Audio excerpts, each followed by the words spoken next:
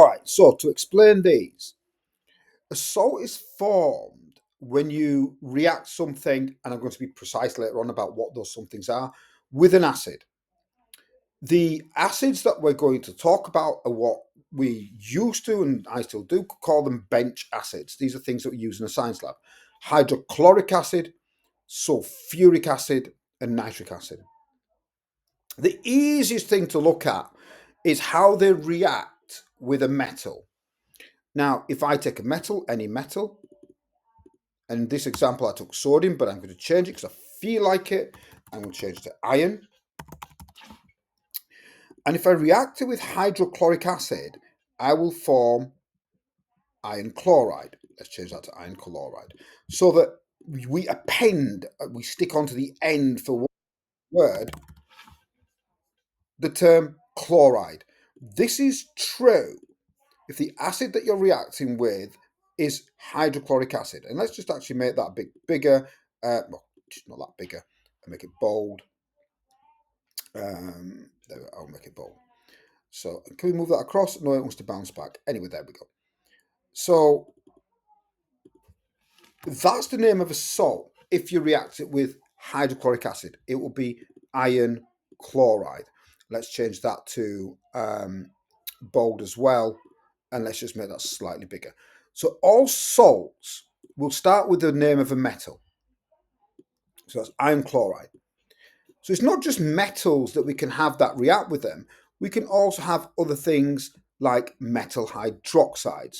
Again, I picked sodium hydroxide as an example. This time I'm going to pick aluminium, or as Americans say, aluminium hydroxide.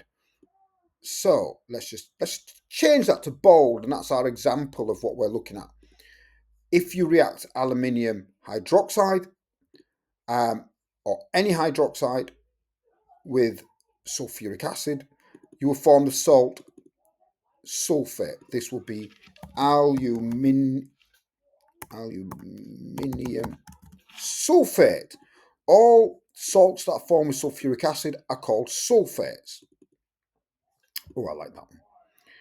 So can we move that across? Yeah, we can move these across. And actually, I don't like the fact it's joined on the end there. That's just going to upset me. I'm going to put that there and there. That looks so much better. Apologies, that's a little bit my OCD. It is something that, let's just get rid of that.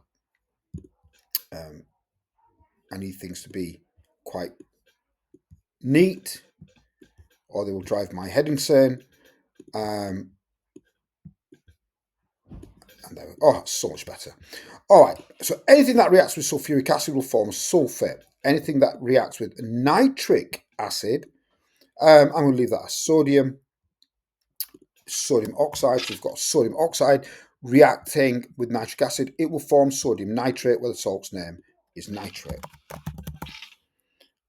Let's just make that bold and a bit bigger. Okay, so this is how we name them.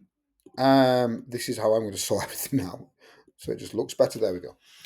Okay, so we started off with this table. A lot of you found it very easy. Some of you who may have missed last session, I'll just go through this again. So at the top, you've got nitric acid. So everything for me down here will be a nitrate. So this is sodium. Let me get a pen. This will be sodium nitrate because of the nitric acid.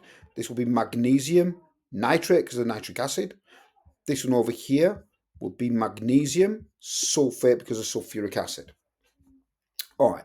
What we then did, we looked at general formulas. General formulas are really useful. We will ask you about them in one way or another. So any metal that reacts with an acid will produce the salt and hydrogen. Any metal oxide will produce salt and water. Metal hydroxide, salt and water.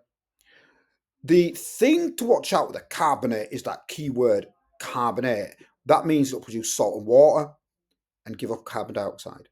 The weird one is ammonium and acid. Sorry, ammonia and acid. You're probably not going to come across this one, but you will in today's worksheets. So I know that some of you, managed to get some part way down here. Some of you are on this one. Okay. And that's what we're going to do today. We're going to finish this off. Once we've done that, I may give you some of the questions if you've got time. Right, let's